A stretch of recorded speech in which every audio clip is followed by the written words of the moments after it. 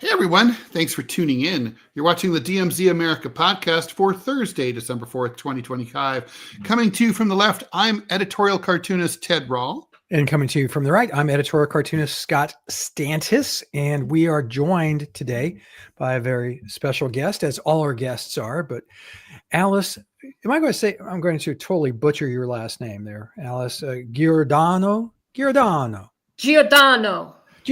Yeah, Italian sounds better. Alice, we need you to turn on your camera. We don't see you. Yeah, I'm gonna skip camera today. Okay. I'm having some problems with that. Okay. If I'm worthy of a next time, I'll promise I'll have that up and running. Okay. Let's see if I'll try to make it as pretty as possible without you. I don't know how to do that, but all right, we'll figure it out. We'll work it out. Anyway, Alice is the current reporter for Newsmax. She's a former reporter for Epoch Times, the Boston Globe, and the AP. She's a monthly columnist for the Boston Broadside, contributor to the Federalist and American Thinker. And our subject today, why do we have Alice with us? Well, you may ask yourself, Alice is actually, we connected, Alice and Ted and I all worked on Centerclip, which was a startup, mini podcast, 30 seconds, short as 30 seconds, as long as 5 minutes. And so we've all been involved in that project. So we all kind of know each other. At least we know each other's voices. Now we know two of our faces. And apparently Alice is a round thing with a icon of a person in the middle of her. So, Alice, welcome. No judging. Thank you so much for having me. This is pretty exciting to speak with both of you. Likewise. Because you guys both have spectacular radio voices. So I'm gonna try to keep up here. And okay. Very flattering. Thank you so much, Alice. Well, we're less than a year away from the midterms. And Alice and I spoke on the phone the other day, so I'm going to repeat something I said to her. And that is, I have one degree. It's from the California Republican Campaign Management College. I got it in the late 70s, and everything I learned is now wrong. Donald Trump has changed the dominant paradigm so significantly. But I do think that there's some history and there are some numbers to look at. We're going to be looking at polls as well as just going off on conjecture. Alice, we'll start with you. A year out, we are looking at midterms. The Democrats are licking their lips, chomping at the bit. I don't know what other metaphor I can throw out here. But they're salivating. They are salivating. They think they got it, but drooling. Ted, this will not surprise you if you know Ted, is a contrarian and has a contrary view of because. Oh, yeah. And I know that you do. So why don't we just start and say, okay, it is now, election night 2026. Bum, bum, bum, bum, bum, bum, bum, bum, bum, bum. You have to have all the theme Decision 2026. And so what are we looking at? Let's start with our predictions and we'll walk them back and say why. Yeah. So you want me to start off there? Yes, please. You're the guest. You're on the hot seat. Well, thank you so much. Oh my goodness. Yeah, I can feel it already on my face. Now we really wish we had a camera. Tough question because as you've been seeing, the landscape is moving faster than ever, right? 1 week, everybody hates Trump. Next week, they love him. And now it's every other day, right? If he does something good one day, they hate him. If he does something bad, they vice versa, whatever. But that being said, you're putting me on the eve of the midterm elections. And I think it depends on what state we're talking about. Overall, unfortunately, I think if things keep going the way things are going in the Trump administration, we are not going to see a red wave, which I would like to see. As both of you gentlemen know, I'm a conservative, but I'm not a mega loyalist. And I think there's a lot of people out there that are trading in their red hats. I think they're pretty disconcerted with Trump. And I think even if things don't turn around, I think we're going to have to see some drastic turnarounds in order for us to see a red wave and not a blue wave. I'm really concerned. I'm even concerned in my neck of the woods with New Hampshire. I'm a New Englander. I have a lot of experience covering New Hampshire politics. I don't think Sununu, even though he's a rhino, he's the best, best thing they've got in terms of a Republican right now. And I don't think he's necessarily a shoo-in. I mean, you got Goodlander, lined up with that group, and frankly, I think she's a loose cannon, and I think she's got some high potential. So that's sort of my prediction. So Alice, what about that? What about? I'm sorry, Scott, if I may I just want to elaborate a little bit on that. And so, Alice, what do you attribute, the problems in the GOP to? What's dragging? What do you think is going to be the drag for 26? I think that the main drag is the way Trump is acting. And I don't mean just calling reporters bad names. I just think he's showing himself to be a little overly globalist. I think people are. They can get out the biggest broom in the world and try to sweep Epstein under the rug. It's not happening. Voters are going to hold that against him. There's no question in my mind. I think people are really bothered by the lack of explanation about these jets going to Saudi Arabia. What was the crown prince doing at the White House? He's got to back off a little bit from this love affair with Israel, even though I am pro-Israel. I think it's just getting old. And I just think that he needs to go back to being presidential for everyone, including people he doesn't like. I think he's on the right track with illegal immigration. I think that's the only thing that he's been consistent on. But I think if he doesn't get back and he doesn't get down to business with the American economy and the average American voter, I think it's going to be a domino effect in the wrong direction for Republican candidates in midterm. Yeah, I couldn't agree more. I think that his ignoring domestic policy and pulling what I call a George H.W. Bush on inflation, saying, "Oh, there's no such thing. The economy is great." Well, you and I and Ted all live in the real world. We have to buy groceries, we buy coffee, we do all that stuff, and we know that ain't true. It's far from true. And you can't keep saying that it's okay, and that's one thing That's what Joe Biden. That's what Kamala Harris and Joe Biden did, and it's why Trump won and they lost.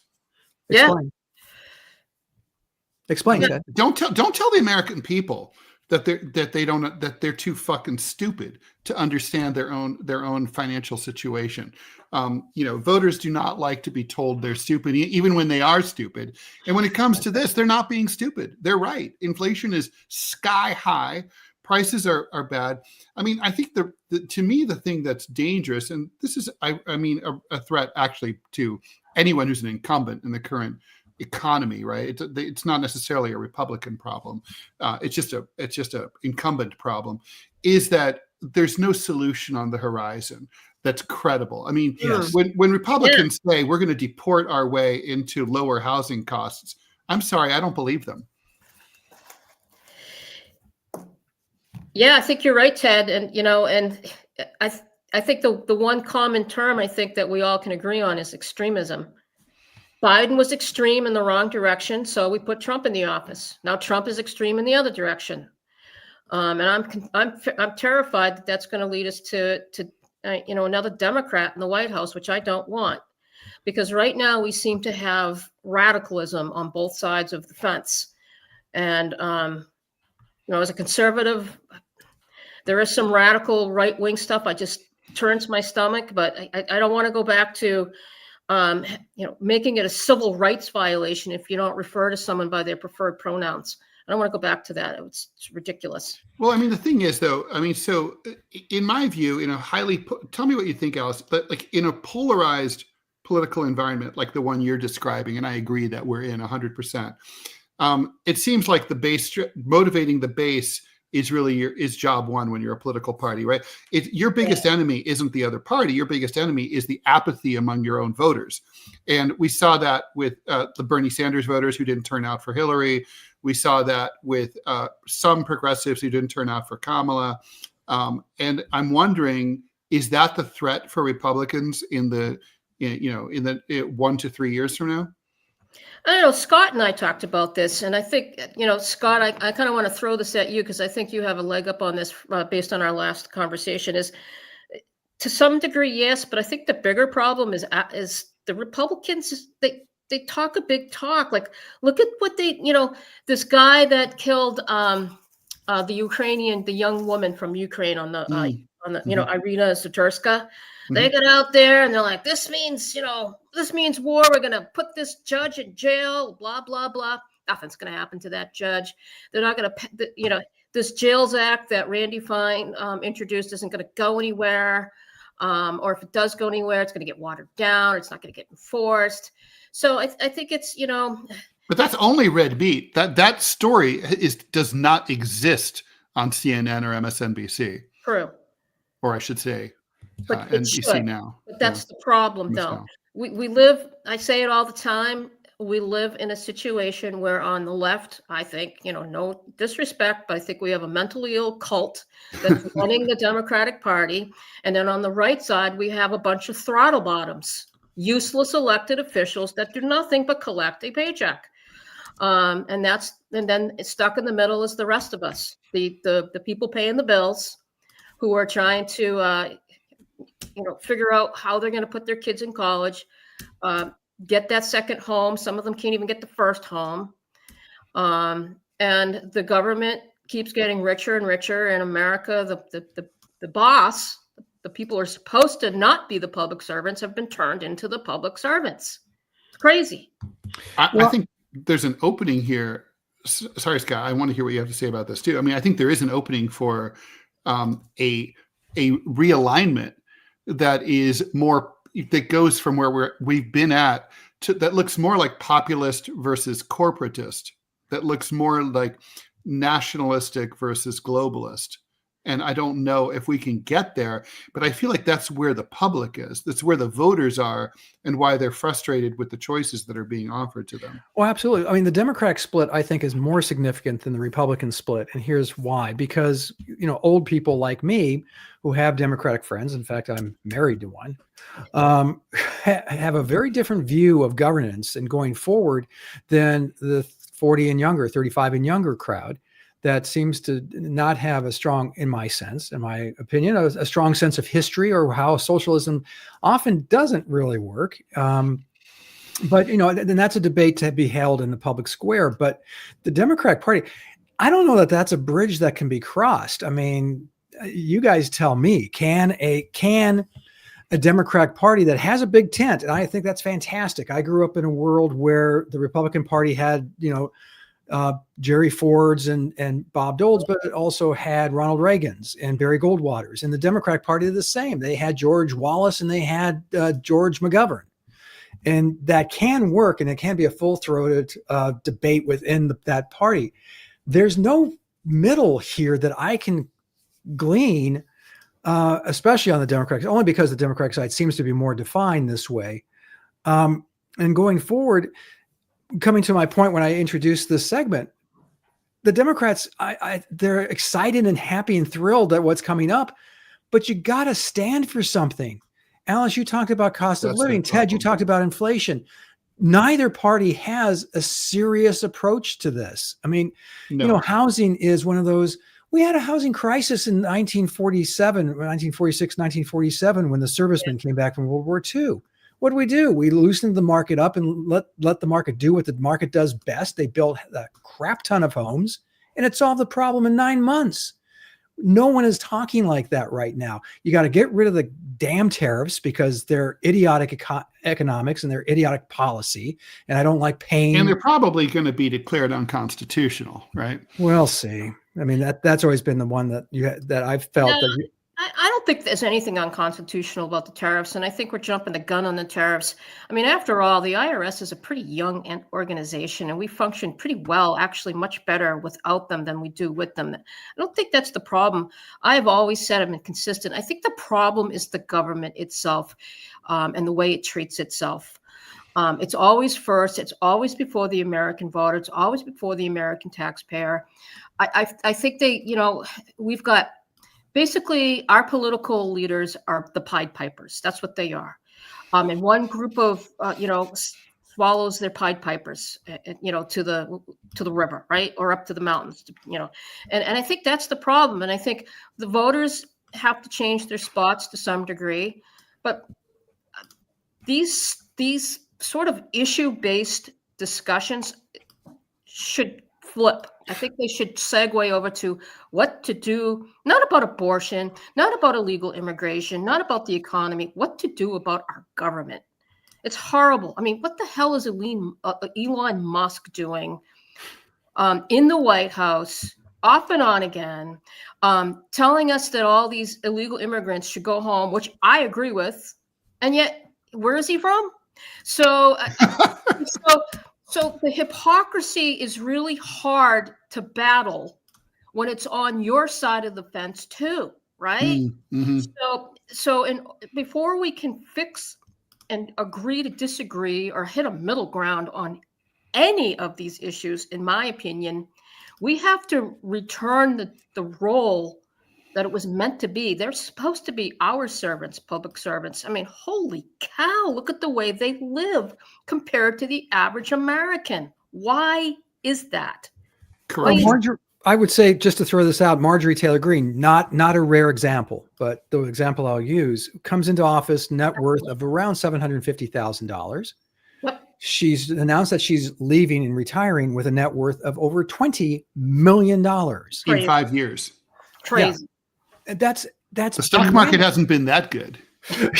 Well, if you know what's coming, I mean, it's been good, but it's not that good. If you know what's coming, it's been fantastic. If you know before everybody else. And it's not just her. It's obviously Nancy Pelosi has made hundreds of millions of dollars in her tenure in the House. That's unconscionable.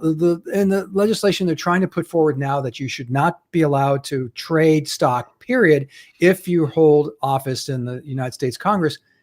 I agree with that.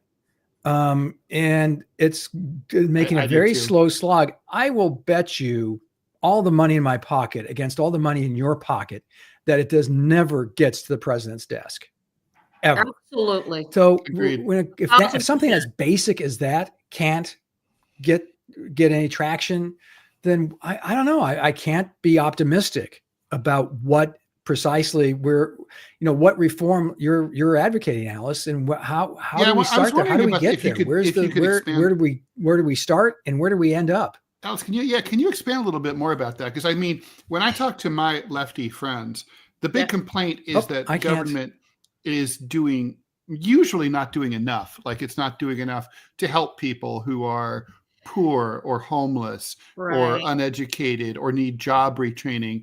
It's not that the government, I mean, yes, also that the government is maybe intrusive, like it's spying on us and stuff like that. Well, I mean, I don't know if we all agree on what government should be doing. Well, I think, now you're hitting on what I think defines the distinction between the two parties, the traditional distinction that has been lost. As a Republican, that's exactly why I'm a Republican. I believe in small government. I don't want big brother. I want people to take care of themselves. I'm tired of the whiners. I'm tired of the gimme girls and boys. And I want people to stop running to the doctor every time they have a hangnail. That's part of the problem. Feeding these NGOs. I had to go to a legislative hearing on a personal matter relative to an elderly sister with dementia. And I thought, I'll be in and out of here. This is an opportunity for me to speak to this board about what's going on with my sister. And I get there, and this place is packed with lobbyists. So the New Hampshire Office of Guardianship can get their budget increased so they can get more money off of it. And I was like, just blown away.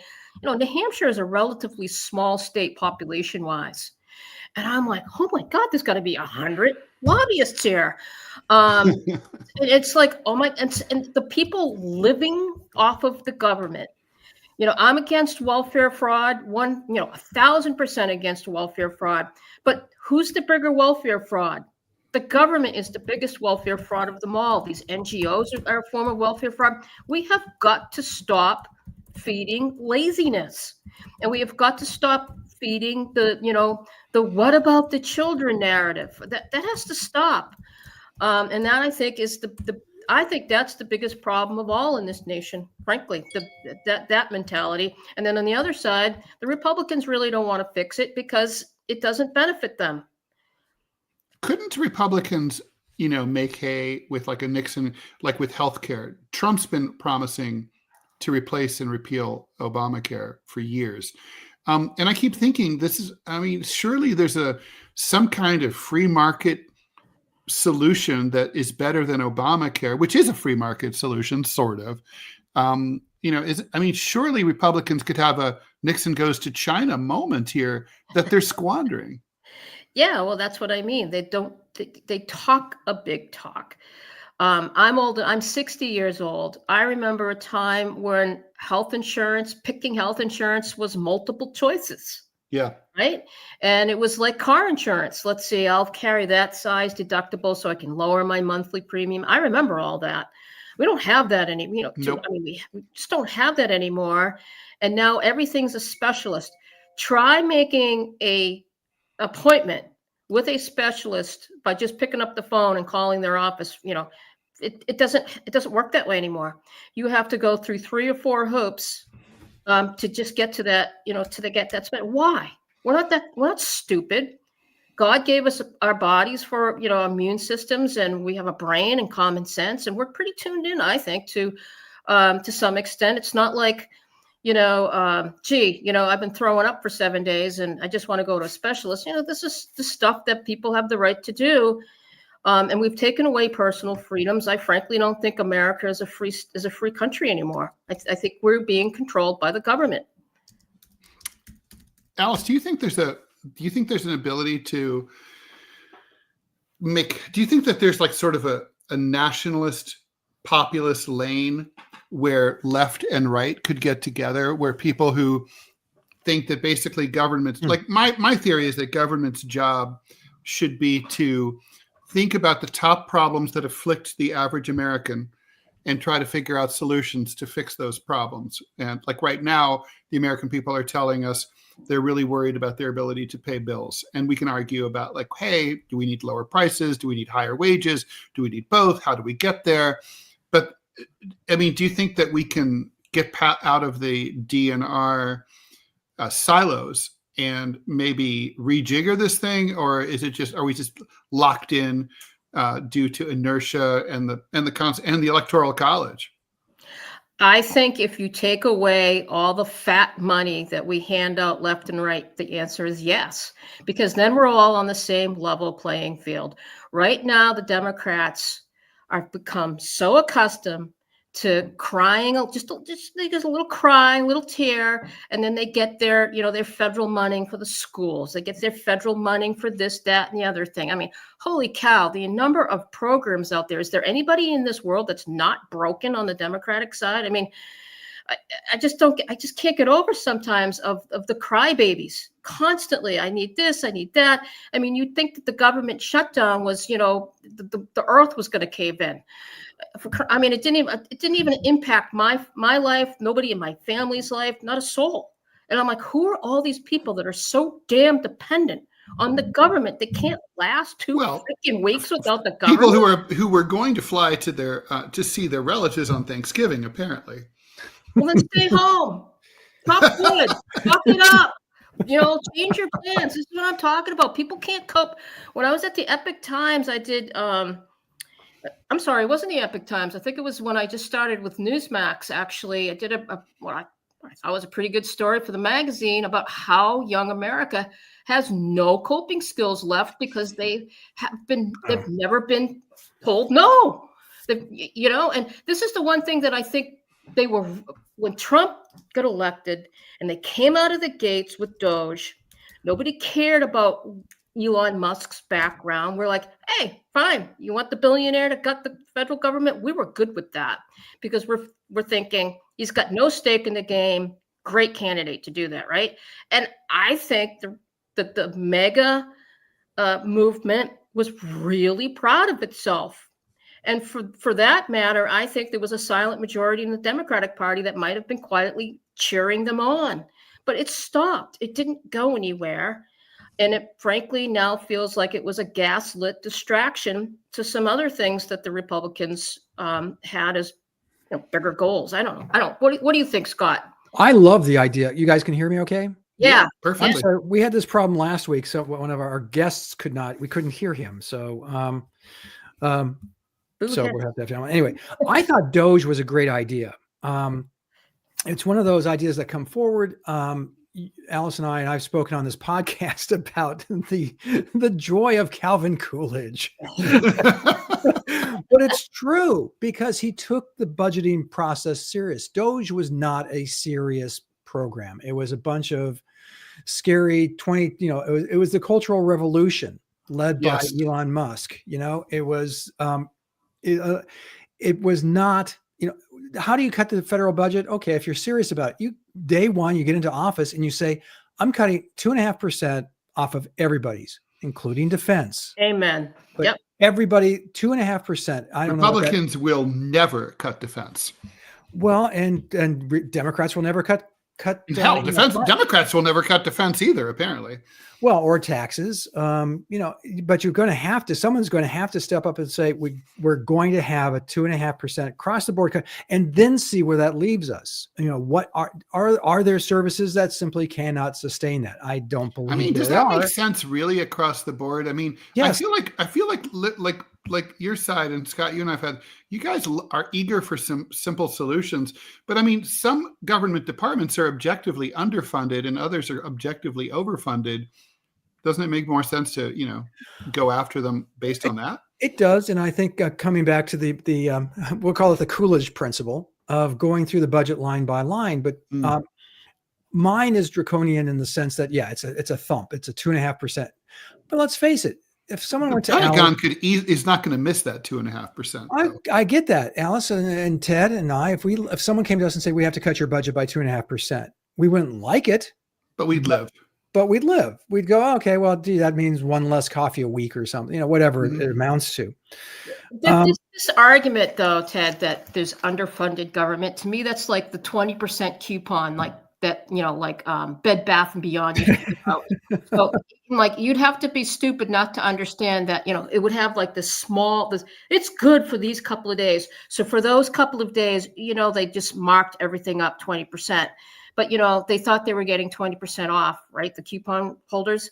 There's no such thing, in my opinion, as an underfunded government department. It's just they will overbloat their expenses. So when they cut, they can cry that they're now underfunded. That's how I think the entire government is. Well, and we've put up with it and put up with it. And we have only ourselves to blame because Democrats, they had a chance to not have Trump in office, but they didn't want anybody else but Biden. I don't think we have only ourselves to blame for anything that goes wrong in a system with two parties. That people don't have choices. It's not like anybody's coming in and offering anything different. I think what's very frustrating is we pay some pretty high taxes. It's not Western Europe, but we pay high taxes, and we're not getting a lot, right? The schools are crappy. Go to an inner city school in Baltimore. It's like you're going to be like, where's the money going? Go to, go look at military housing and base housing for soldiers. Again, crappy. Where's the money going? And nobody can tell you. Yeah, it's all going to the administrative paychecks. And you did have a choice. This is the whole problem with politics. Dean Phillips, he's a smart guy. They wouldn't even give him the time of day. In fact, not only would they not give him the time of day, they tarred and feathered the guy who went from being one of the most respected Democrats, right? He was one of the most respected Democrats in Congress to being like, some kind of misfit. That's how he was owed an apology for sure. For sure. But did he get it? No. Instead, they wanted to put this man suffering from dementia back in the White House desperately enough, right, to beat Trump. Well, if you're so desperate to have the country run the way you'd like to see it run, then you give somebody like Dean Phillips a chance. So, you had if you want to have a democracy, if you want to have a democratic process in your party.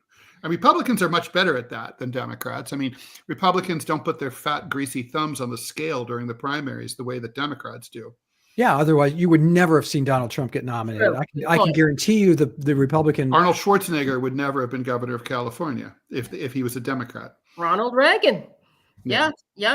And so on and so on. That's and true. that leads to the people's choice, which makes you likelier to win. It's better. Hey, Alice, let me ask you something. This is kind of out of left field, but stay. You're quick on your feet. You can keep up. Ted and I have talked about third parties forever. Ted is far left. He's so far left he's almost right. I've worked with and supported libertarian candidates. We actually had the libertarian candidate for president on this podcast, and he Chase was Oliver. He was great. Incredibly impressive guy, by the way. Nice. If you had seen him on a debate stage with Kamala and Trump, he would have gotten 20+%. I mean, it would have been ridiculous. What is your sense of third parties? There was an interesting article yesterday about AI somehow playing a role in expanding the profile of third parties in our democracy. Do you see any hope of this? Because then you could have a truly conservative party, because the Republican Party isn't conservative right now. It's MAGA, which is not conservative. They're not cutting spending in a serious way. They're not doing the things that I think conservative should be doing.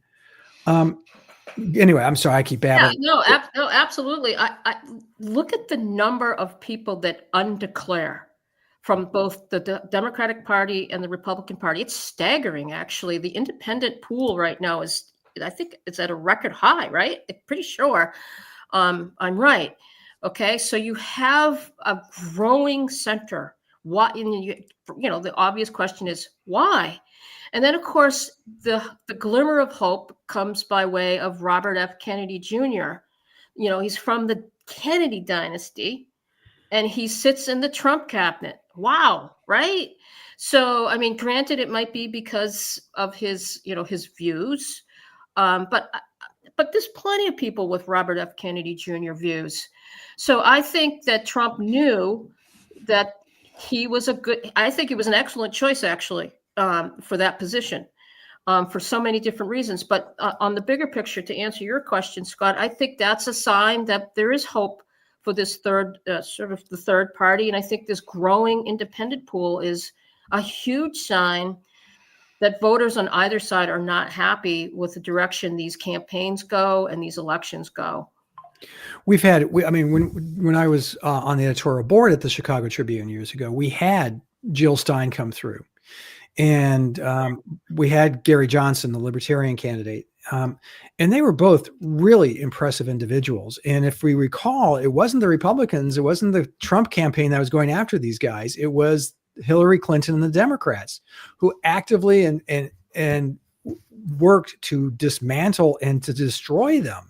The rumors that Jill Stein was insane and that she was kind of stupid and frankly, I saw a person, we were in the room with her for over an hour and a half, and you can imagine the range of topics that were touched on.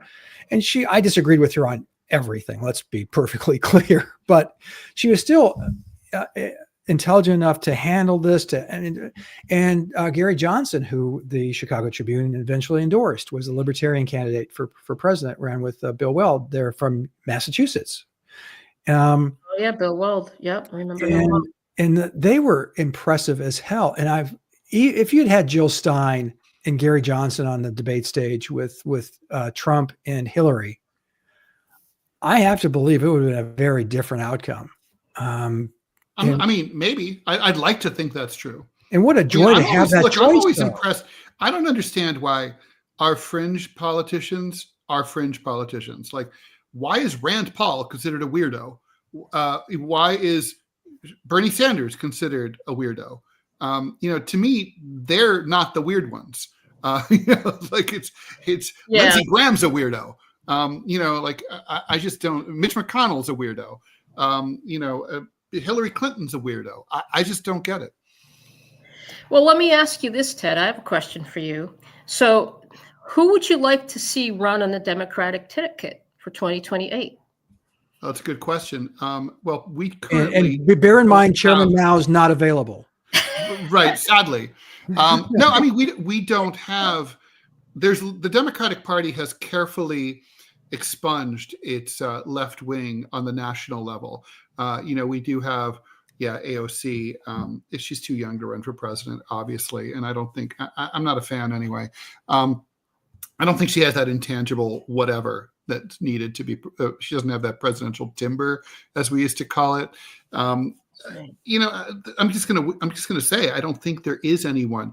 The Democratic Party has not cultivated a farm system for the better part of 20 years. So when we get an insurgent like Mamdani, I mean, the Democratic Party did everything they could to try to excise him and keep him out.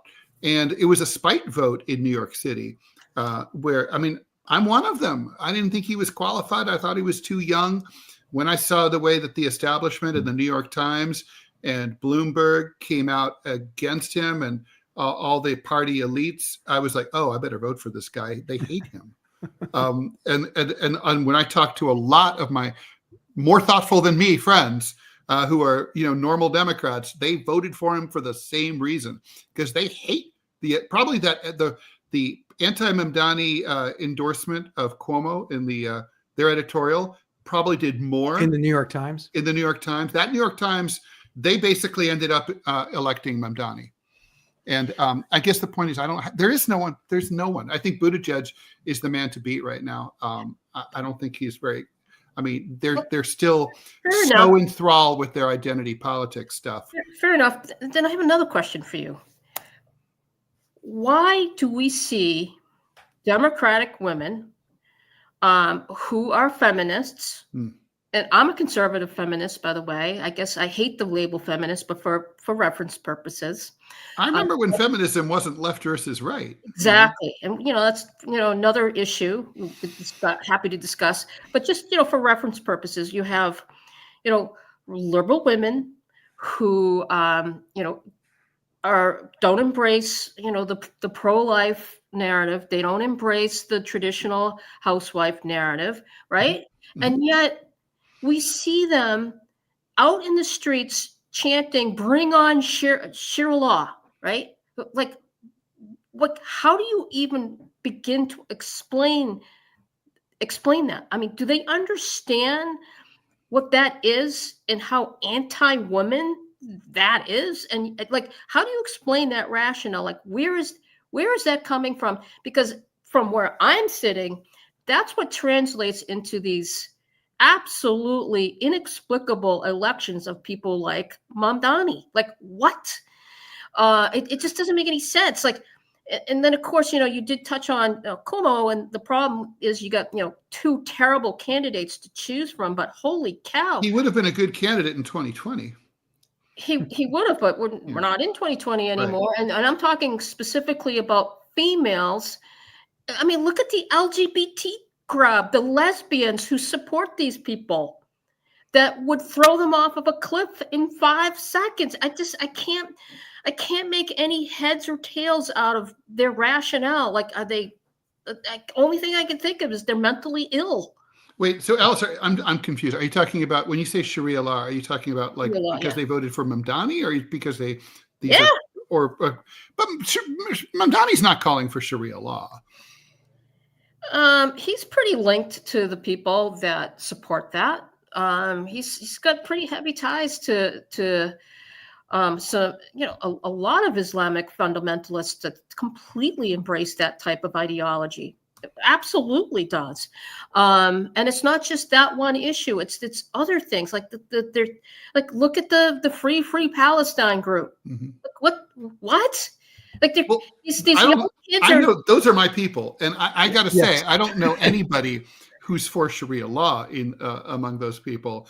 I think it's sort of like we are the same people who were saying, you're telling me Palestinians support lesbian couples? Saddam Hussein was an evil, horrific, torturous dictator, and we should not have overthrown him. So it's sort of that's the thing. We like. For sure. No, I don't know no one sane would want to live in, like, say, the tribal areas of Northwest Pakistan, where I've been. It's like, I think this is about U.S. interventionism and also the support of what Israel is doing as like a proxy client state in Gaza, or was doing until recently. I don't know, Scott, you're my fellow conservative here. What say you on this subject? He and I have had many arguments about this. Yes, Ted and I have gone mano a mano on this very issue.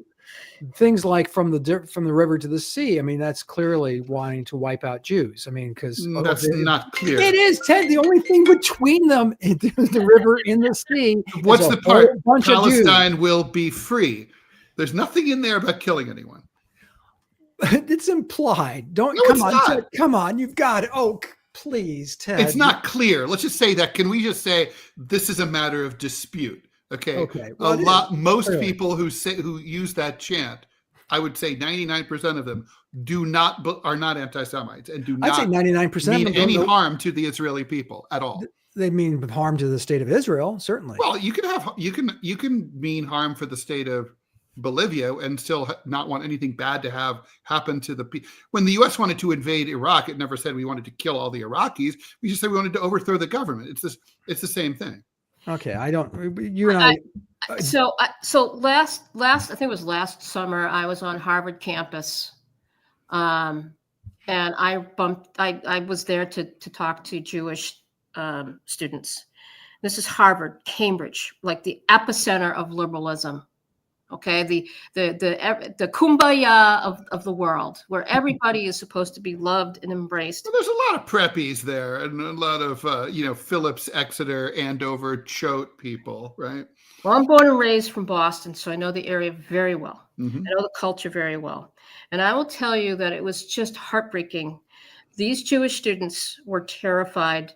They were terrified, genuinely terrified. They weren't just, talking a big talk. They were afraid to put their, what do they call it? The yarmulkes on. I remember one young man said, I actually take a different route every day to the synagogue, and I take a roundabout way there because I'm afraid to be followed there. Why? I mean, how can you say that there's not anti-Semitism when you meet these real life students who are terrified on the campus of one of the most liberal colleges? Alice, they're snowflakes. I'm sorry. Like, I went to Columbia University during the encampment. I'm a Columbia graduate, so even during the lockdown, I have an alumni card, so I was able to walk around freely. I came across on College Walk on 116th Street a Jewish woman. She was dressed. She was obviously Orthodox, crying, like hysterically, in the arms of a rabbi. And I was like, oh my God, something just happened. And so I stopped and witnessed. And I was like, by the way, if I'd seen any anti-Semitic anything, I would have killed them, right? I mean, that's not okay. And there was no one around. And from listening to her, it became very clear she was just like so upset at just the idea that there could be a pro-Palestine demonstration, which, by the way, nothing was happening at. There were no chanting happening. People were just in their tents. There were some signs up. That's it. There was nothing going on. And it was just, she was like, how can they think this?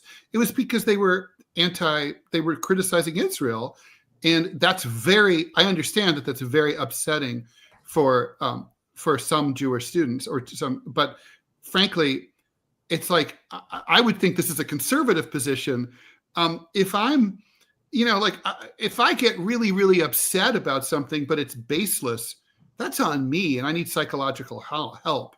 I mean, there was literally no danger whatsoever, and there's still yet to be any real documented instances. I read the entire Columbia University report on anti-Semitism, hundreds of pages. There's not one verified case, because I was looking for them. I figured there had to have been anti-Semitic incidents just given the subject, and there just weren't. It just didn't happen. It's a fever dream. It's like the Salem witch trials. It's just made up. What about Yaron, the couple, Yaron Limchimsky and The embassy staffer? Carolyn, I mean, Jewish couple gunned down. No question. Okay, so that's not part of a.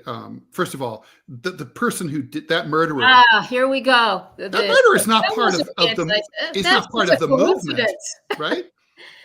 It's a psychotic person who basically responded to a political incident. I have a story coming out in Newsmax Magazine, so I can't talk about it, but it's spreading very fiercely, the anti-Semitism, and it is. I think that's true, but and I think that honestly, I think is pervasive. Israel is the biggest danger to Jews in the world today. I mean, its actions by conflating itself with Judaism.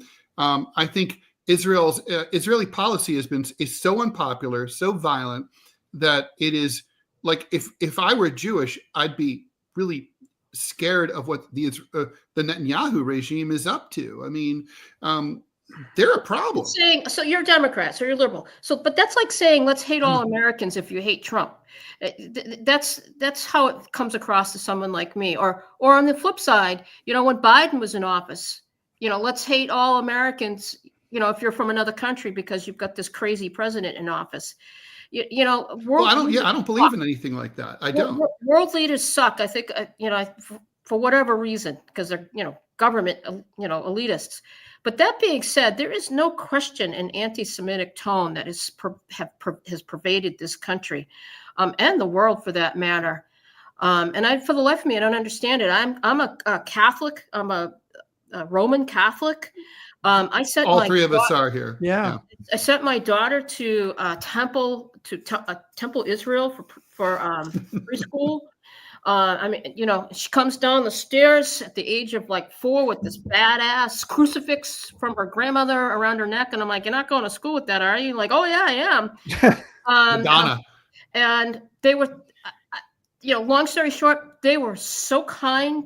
We were the only Catholics in this Jewish school. They were so kind to us and so welcoming of us and so tolerant of us. And I've never had any kind of bad experience with Jewish people that would even me neither give me rise to not like them simply because they're Jewish. Me neither. I think it's I do blame groups like the ADL, which used to be a legitimate civil rights organization. They have been pounding away at saying that if you're anti-Israeli, you're anti-Jewish, that anti-Semitism and anti-Zionism are the same, and they're not the same. And there's lots of people who are I know lots of anti-Zionist, very devout Jews, lots. So they're not the same. And these groups that keep arguing, including the Israeli government, which is far right, to say that they're the same, that's dangerous. That's dangerous shit, because it's like, well, that means if you're saying that it's all the same, then you're basically validating anti-Semitism, because I think it's an attempt to sort of say, don't be anti-Semitic. If you don't want to be anti-Semitic, you can't support Israel. So stop criticizing Israel. People aren't going to do that as long as the military campaign that we have seen over the last 2 years, whether you agree with this or not, the voters have concluded they don't like it. Okay, nobody likes what they've seen. That's why the polls are in the toilet for it. And it's part of the reason that Kamala lost the election, is that she didn't go away. Yeah, from but behind the scenes, Ted. Yeah, exactly. Behind the scenes, she's been pressuring Bibi, right? So the point is that, so the thing is that by conflating the two, then you're drawing people. Oh, okay. Well, if you want me to be anti-Semitic, then I'm anti-Semitic. It's disgusting. And if you have half a brain, you should be able to criticize Israel without being anti-Semitic. Oh, I 1,000% agree with you. And that, free speech and, versus, protected speech versus, the Supreme Court, I think, got it right. When they said what defines protected speech is when it, flows over into support, inciting violence. That's when protected speech stops under the First Amendment. And we have seen groups incite violence. It's no different than the Ku Klux Klan. There's a difference between thinking Black people are inferior to you and wanting to hang them. It's like a huge difference, right? Sure. I mean, look, just yesterday, the president said horrible shit about Somali Americans, right? Oh my God. So if someone shoots a Somali tomorrow, it is on them, okay? But it's also true that the president incited some stuff. That's a fair argument for sure. But we've also had, why did these school teachers who showed up after the brutal assassination of Charlie Kirk, shows up in a government-funded classroom wearing T-shirts celebrating his murder, and they still have their jobs. Some of them were fired, yes, but only a few of them. See, I think it's possible to say that, like, personally, I was horrified by Charlie Kirk's murder. And I think it's possible to, and by the way, anybody who makes a living, talking about politics in a public sphere should not be, is really kind of, for selfish reasons alone, should not be into the normalization of political violence, right? Right. But I was horrified by it. He was a young man. I mean, it was horrible. I think it's possible to be disgusted. Unless you're Jones out of West Virginia, the guy that said he wanted to kill the children of his Republican counterpart, Jones, I think is his last name. Okay, so that's disgusting. Anyways, but the point is that it's possible to be disgusted by that and say that professor should not lose their job for doing or saying something disgusting, because it could lead to someone saying something that's not necessarily disgusting, but is just controversial and challenging and deserves to be heard in the public sphere. I'd rather live in a world where you have some asshole professors with dumb opinions on the far right and the far left than a world where we start policing each other's speech.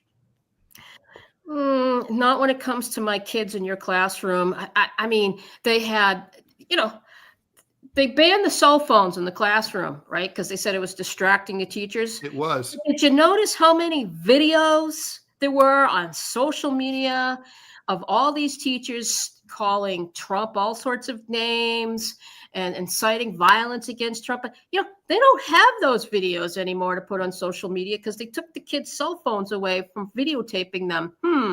So, there's always sort of seems to be an ulterior motive to protect those that go beyond protected speech rights, in my opinion. And that's, if you've ever lectured, though, as a guest lecturer at a college, when people said, too bad the guy in Butler, Pennsylvania missed. I mean, there wasn't just one or two people that said that. There were a ton of people that said that. Why weren't the Democrats outraged by that? Why? That they should be outraged by any violence. And why, for that matter, do we never see conservatives walk up to a table and flip it over and spit at people like they do when Turning Point shows up on campus? Let me just say that as a lefty, I've had my fair share of political violence, threats of violence from the right. I've had to, and I'm not going to enumerate them here. Scott, Yeah. It's unfortunately political violence and threats of violence is a bipartisan thing in this country. I tell you what, I knew this was going to happen when I invited Alice on, because this is ADD Nation here. We're supposed to, we've got like 8 minutes left, but I do want to come kind of circle back to the original point of the conversation. I'm sorry. That's great. That's Alice, that happens every week. Trust me. True. Good company. Oh, good. Okay, so I'm going to throw out my prediction. It's on 2026. It's November. It's election night. The returns are coming in. I think the Democrats take the House. I think they take the Senate, but they're going to have the same razors thin edge that the Republicans have currently.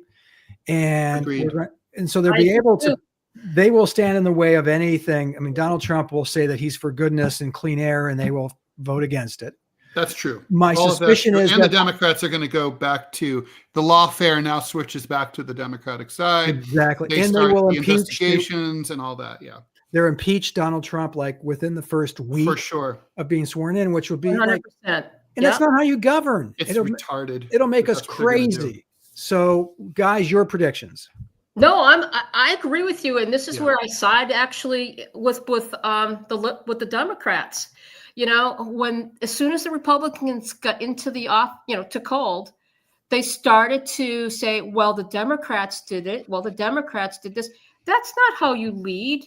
No. You don't lead by using what your enemy did as an excuse. You lead by saying, "Okay, we're not going to follow that playbook." So that's how you break the pattern. Yeah, exactly. So that's where I'm really hopeful that there'll be an alignment to some respect on that. But I 1,000% agree with you, Scott. I think you're spot on. I'm not so sure about the Senate, but I'll agree with all the rest. Well, I think you're right about the Senate too. Yeah. And it's going to be a whisker of both sides, and it's going to be then nothing will get done. Which, frankly, Alice and I are just fine with. My connections in Washington say that Republicans, at the White House, they're well aware that they have under a year to get anything done, and they know that after that there ain't nothing going to be happening.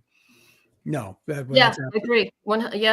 Absolutely. So outlook wise, totally aligned. A lot of executive orders going to be coming out. I mean, they always do. It's a sad statement, really. We actually have a few minutes left, and Alice, you asked Ted who he'd like to be the Democratic nominee, and he artfully didn't answer. Preparing for my career in Washington. Yeah, how about you, Scott? There's no Republican out there that I am super impressed with right now. You and I talked when we spoke on the phone the other day, we talked about Nikki Haley, who Ted knows that I've always respected and liked and thought was an attractive candidate. If she can come back in the Republican Party, can create an environment where she can come back, that would be my choice. I think that would be your choice too, right, Alice? Yeah, I had the privilege to get to know Nikki Haley, covering her. She's a very personable candidate. Could Ambassador Haley win in a general election, though? Well, that depends on the misogyny that's pervading this country right now. If they can look past the fact that she's a female and just see her as a candidate, yeah, I do think she could. Absolutely. I think Hillary Clinton and I'm sorry. I mean, I know I'm an old white guy here. I think Hillary Clinton and Kamala Harris both blamed sexism and misogyny, but I got to say, not on the Democrat. They could have won. They could have been better candidates. This is the one thing that I have to take for the Republicans have a misogyny problem. I think when it comes to the mega movement that they have to fix. I do think they do. It's undeniable, frankly. Not so much the Democrats. But I think the American people would vote for a woman. I do. And they've come close. If they can get past the primary, sure. But that's the whole problem. Can they get past the primary? What do you guys think of Joe Manchin? What do you think of him? I think he's neither fish nor fowl, and therefore he can't be anything. Well, it's sort of at the end of when Joe Biden was showing that he, was full blown dementia. I don't know if you remember Joe Manchin kind of I can't remember the name of the campaign. He sort of put a feeler out campaign, if you will. Mm-hmm. I covered it. And I had never met him. And I went to, I was assigned to go cover him. And I was skeptical, right? But I got to say, he's a conservative Democrat. Mm-hmm. And that's what he is. Yeah. And I thought he was kind of a spot on kind of guy. He ultimately decided not to throw his hat into the ring, which was probably wise. But I think his platform was pretty decent. And I think if the Democrats would smarten up and embrace somebody like him, they might. No, it's on team identity politics for the Democratic Party. They're looking first and foremost at like, you can't be an old white guy, first and foremost. You think that carries through to 26 and up to 28, Ted? Yeah. No, I think that's why I think Buttigieg is the one to beat.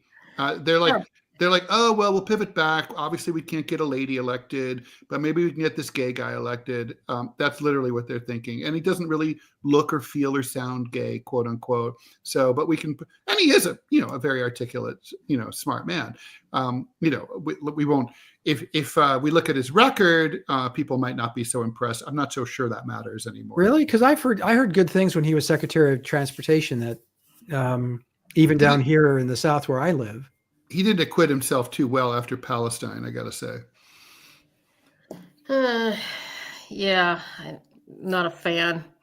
I'm not a fan either. I'm just telling you what I think is going to happen. Do you think the old timers are coming back? Do you think Harris is coming back? She's coming back. 100%. Really? I am convinced. Zero. Why, Ted? Seriously, she's making every sign. The shitty book. And she's running for like president of the UC system. She wants a sinecure. She wants to end up someplace safe. I right? agree Like, with Ted. I don't think she's coming back. I don't. Well, I think she's probably, I mean, for those of us who love Democratic Party politics, hates her. They're pissed at her. well, and I, The progressives hate her because of Gaza. That's half the party right there. And the corporatists hate her because they think that she blew her 107 days and didn't close the deal against Trump because she wasn't a strong and she had the internally. The Hillary people who I know, they all say that Kamala was lazy. She wasn't out there, doing 17 appearances a day like she should have been. yeah. I don't think she was capable. That's why. And Well, I think She wasn't capable of talking. No, it's just I not. thought she was. I mean, Trump's nickname for her, Bird Brain, was No. spot on. That was Nikki Haley. Oh, well, Nikki she Haley. should have been for Kamala. Bird Brain was. Yeah, really he had her. it wrong. Exactly. Well, that's because he was threatened by Nikki Haley. He felt threatened by Nikki Haley. So as soon as he's threatened by somebody, he starts calling them names. It's not even personal for him. He doesn't even care. Not. Yeah. Nope. Absolutely. It's just business. Well, we've reached an hour. So Alice, we're really glad you could join us. Thank you. Where can we see your work? So people ask me that a lot. That was the cool thing when I wrote for the Epoch Times. I was a daily reporter for them, and so you could actually see it. Newsmax Magazine. I'm contracted to write strictly for their magazine right now, and that's completely paywall subscription based. So you have to get a subscription for that. Well, there's good stuff in there. I'm a paid subscriber. I'm really proud of the work that I do for them, and the magazine's doing very, very well. And I'm proud to be a player in growing that. What about your column for the Boston Broadside? Type in my name, Boston Broadside. It'll come up. We're trying to grow that. I also kind of an editor at large. It's a Boston-based newspaper. It's the only conservative newspaper really in New England, in my opinion, the true conservative newspaper. Lonnie Brennan, who is the publisher, works super hard, and he's got some big player. Even though it's a small newspaper, he's got some big players watching his newspaper. So it's a good outlet to watch for. And then I'm working on some projects, some sort of column-based projects that if they come to fruition, I'll let you know. Okay. So, okay. yeah. Alice, thanks so much. Oh my gosh, thank you guys both. Absolute It was fun. privilege. Yeah, I'd love to do it again. So keep me in mind, and you guys show your face next time. Absolutely. That's why I did it. So you'll have to bring me back so I can. Next time. Alice. Thank you so much. Honored to be in your presence. Thanks. It was a real pleasure. All right. So that was Alice Giordano of Newsmax Magazine. And thank you so much to her for joining us. We are here on our new regular time, Thursday, 11 a.m. Eastern time, every single week. We'll be back next Thursday, December 11th at 11 a.m. Please also, a little bit of housekeeping news. Tomorrow morning, Deprogram with Ted Rall and John Kiriakou will just be Ted Rall and Scott Stantis sitting in for the funeral attending John Kiriakou, who will be playing the role of Vice President of the United States tomorrow, because that's apparently all they do. Thanks everyone for joining us. Now we enter the audio entertainment portion of the show, and if you've been watching the show for a while, you kind of know what we're about to suffer through. As we enter into the triple Arctic vortex that's descending on North America. That's true. It's going to be 0 degrees where I live tonight. Okay. My God. Bye. Okay. So Bye, here Scott. we go. Side is frightful, but the company's so delightful. As long as we've no place to go, let it snow, let it snow, let it snow and freeze my balls off. Let it snow, let it snow, let it snow and freeze my balls off. Let it snow. Bye, everybody.